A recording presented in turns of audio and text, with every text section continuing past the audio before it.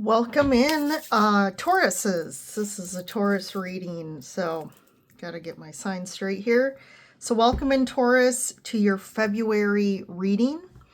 So I use Oracle and Tarot cards and intuitively read. So obviously I'm reading the cards, but I'm also getting intuitive messages and putting them all together to provide you information and guidance.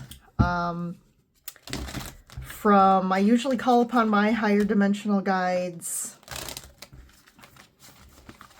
to tap into the collective of, and for you guys, Sun, Moon, Rising, Venus, Tauruses, to give any messages that can help the most Tauruses collectively.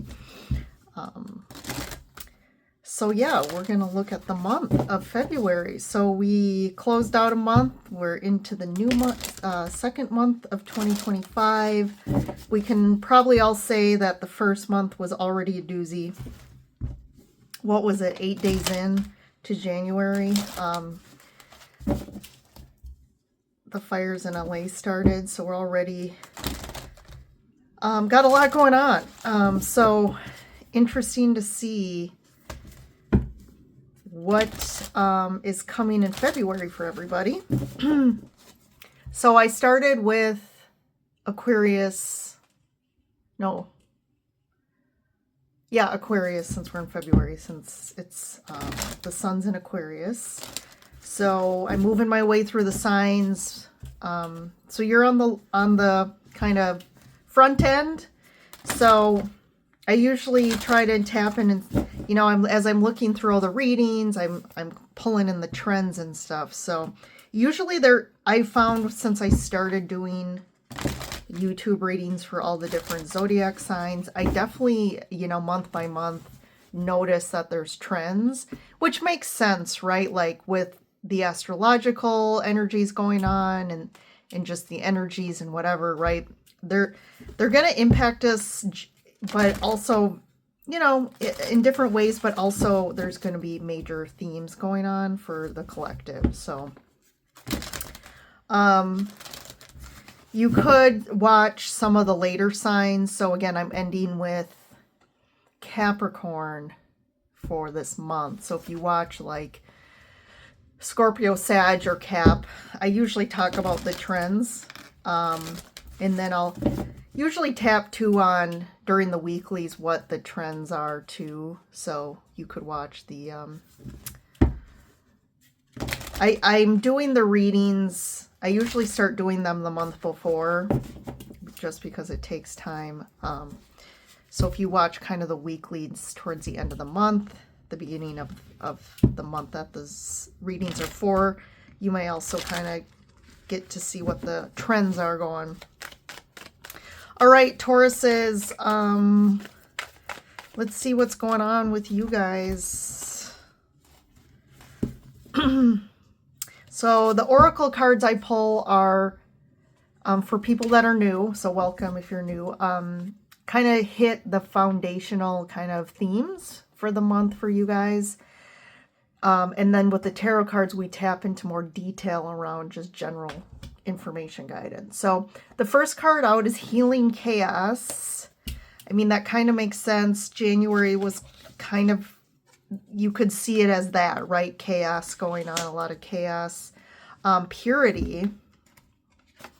And then Enlightenment.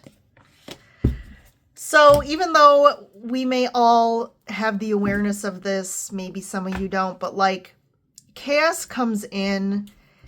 This is like internal chaos to me that can be manifesting externally, but it's a mirror for you, Taurus, of something that's really still active within you. That's like this tornado. But if you see around the tornado, there's butterflies. So with the turmoil, this could be emotional turmoil or just sort of some wound still festering. There's an opportunity for huge transformation and a rebirth from this. What's interesting, a kind of a personal story, going through my own inner healing work, I actually did tap into an actual energy of a tornado that was still really actively causing a lot of damage. And it was like an unconscious energy, but it was represented by the actual image of a tornado.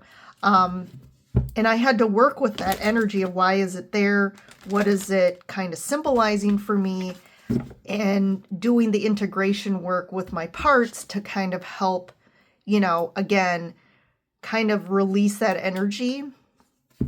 So as you're doing the healing work of this, you're kind of going through this purification process, which then on the other side of that does lead you to enlightenment. And even just identifying this and really seeing what this, again, symbol is for you is bringing you huge enlightenment awareness. I mean, it did for me. So this is interesting that I kind of went through this. And now for you, Tauruses, this is kind of spot on to what I also went through. So I kind of understand here. So let's get some more information from the tarot cards. I got the manga tarot for you guys this month.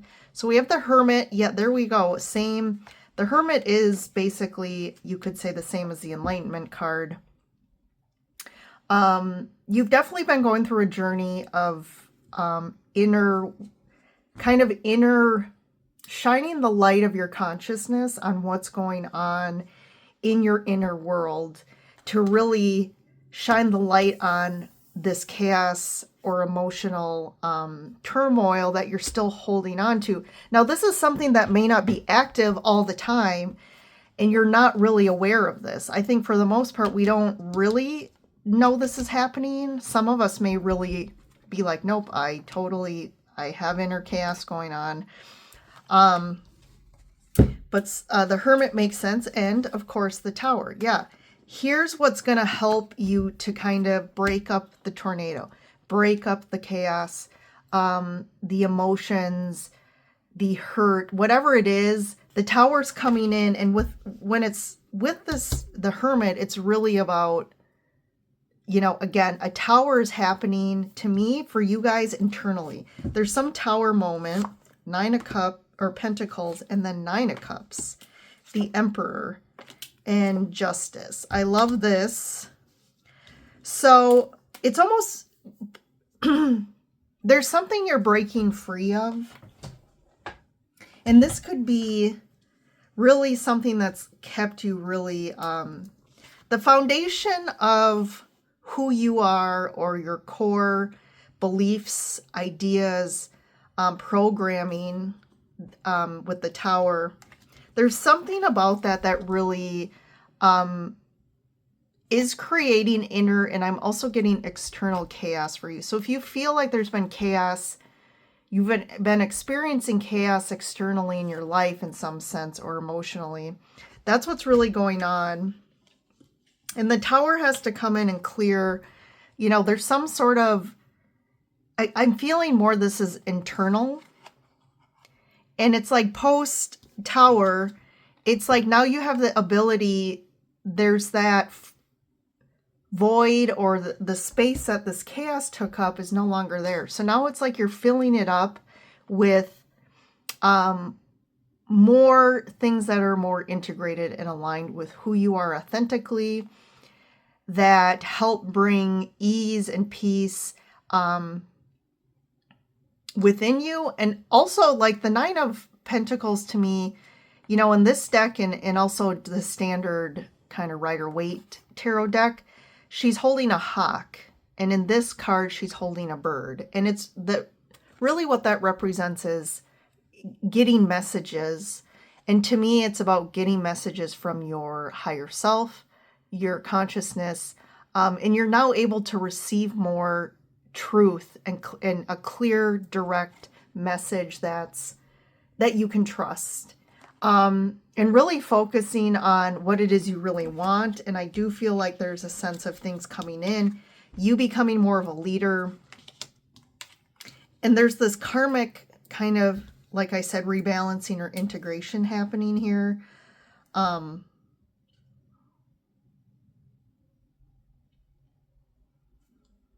there could also be like a leader, somebody who's really someone you see as a leader, or kind of someone you look up to, that's helping to guide you also through this for some of you.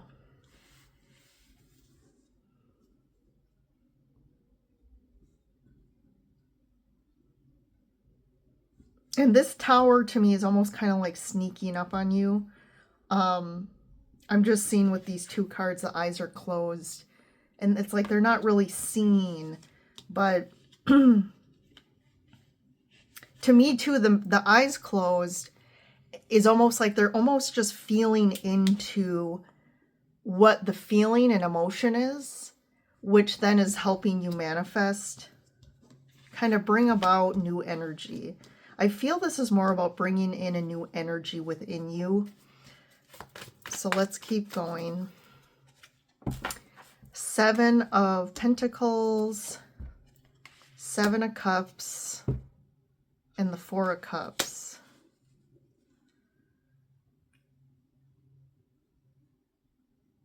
So sometimes the 7 of Pentacles, it's saying like, is the juice worth the squeeze? And I do feel like there is something in your life that you're kind of at a confused place of, I felt if I focus my attention and time and efforts that it would pay off, or that it would be okay. This could be around beliefs too, that if you work hard, that whole traditional old school belief of, like your grandparents or your parents, like, well, if you work hard, you got to work hard. And it's almost like you've been following these belief systems and they've caused more confusion and loss to you. And there's almost like this something around like, hey, everyone else is doing this, or you're comparing, but it's not working for you. And then with the 4 of Cups, it's kind of like you're leaving you in this place of like, again, feeling like, why me? Like, why is it not working for me? Or, and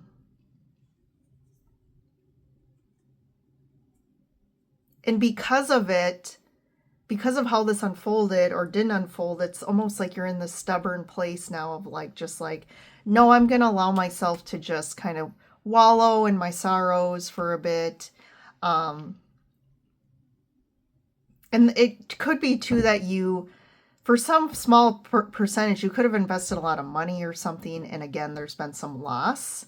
So again, it's like, it's almost like you're something that didn't work out too.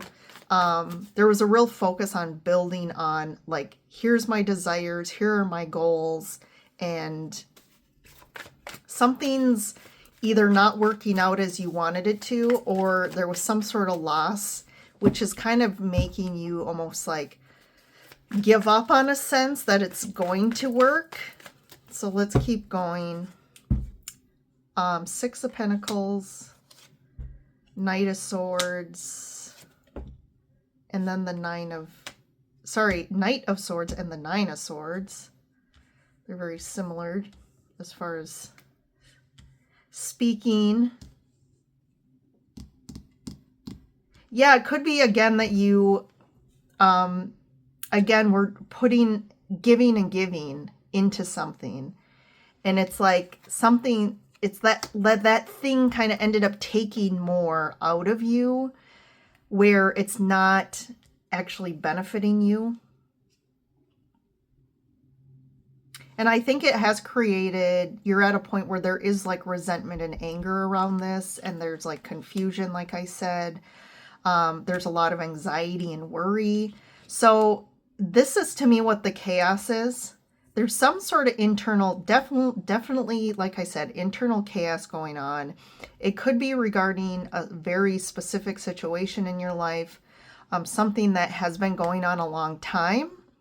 And it's really starting to culminate and build. It's almost like when we think of the fires, it's like, it's just something that's, started small, but it just kept getting bigger and bigger. And now it's like you can't ignore it, or it's affected you so much now that like There's a lot of fear and worry and anxiety over thinking about this.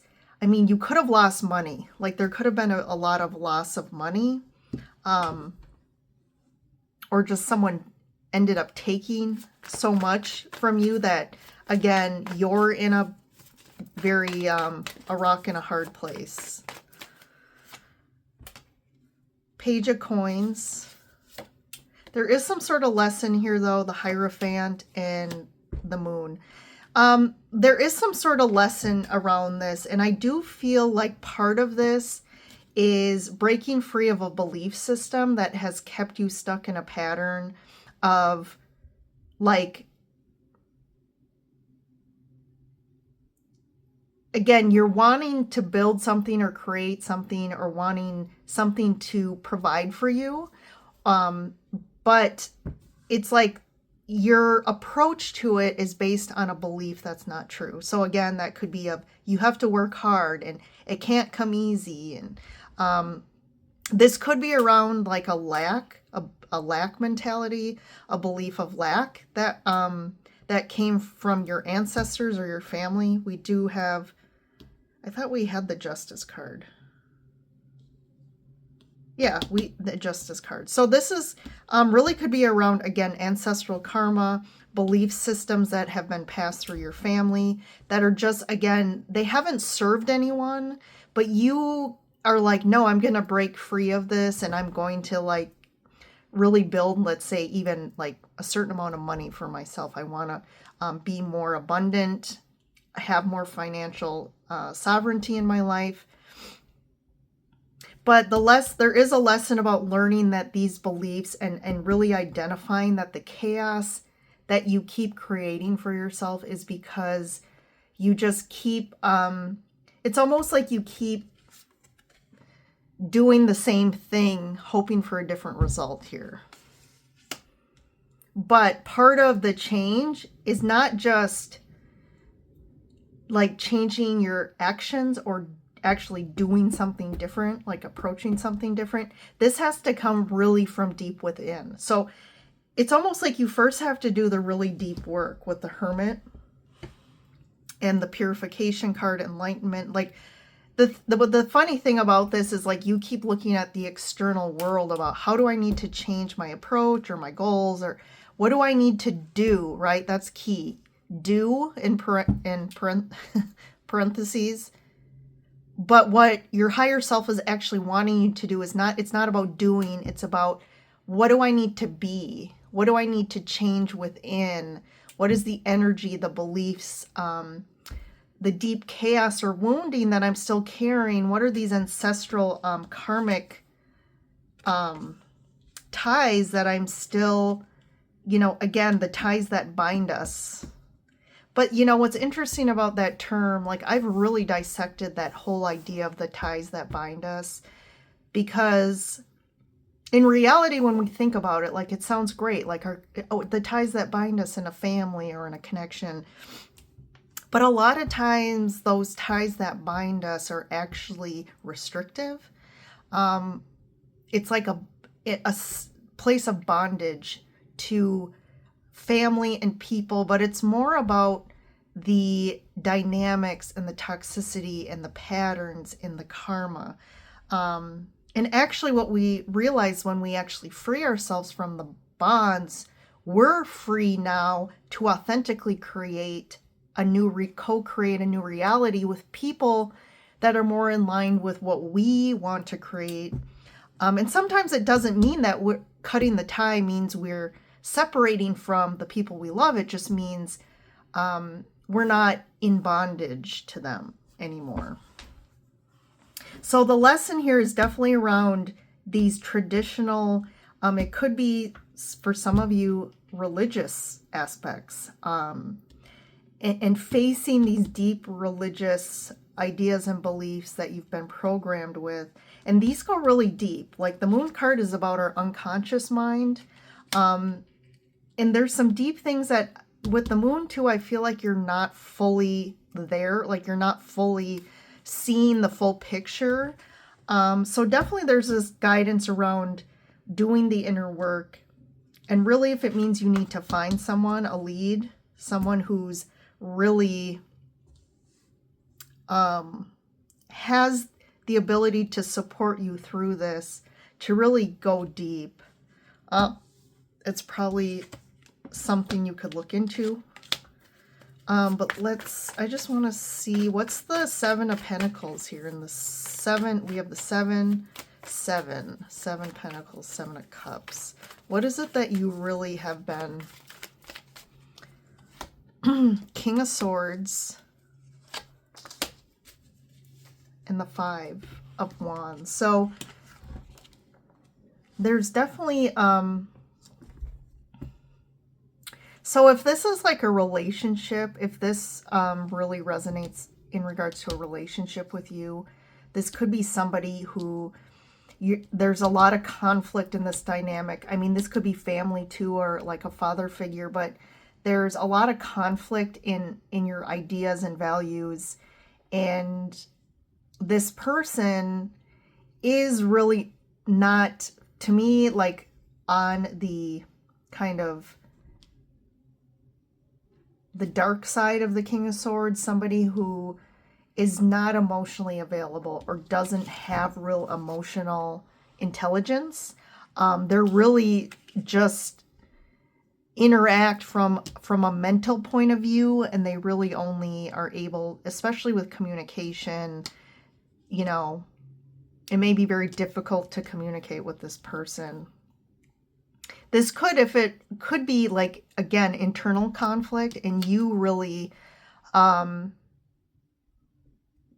always intellectualizing your life, intellectualizing your emotional space, your trauma from the past. So it could be someone external, or this could be referencing you specifically and just the inner conflict. But for some of you, this is like direct fighting and conflict with it could be an air sign, Aquarius, Gemini, Libra.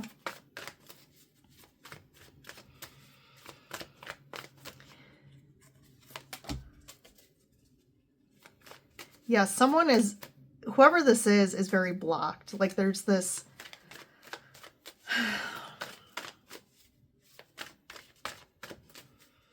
and again, if this is you, there's this part of what drives you is this fear of like having money, or this fear of losing money and not having the stability. There's some sort of fear I'm picking up on. This could go back to childhood too. With the Four of Pentacles, there's this lack of lack mentality, but also just like this coping mechanism of like, there's this over focus on that money equals stability. So you're always chasing the money, and there's also always worry about money and finances.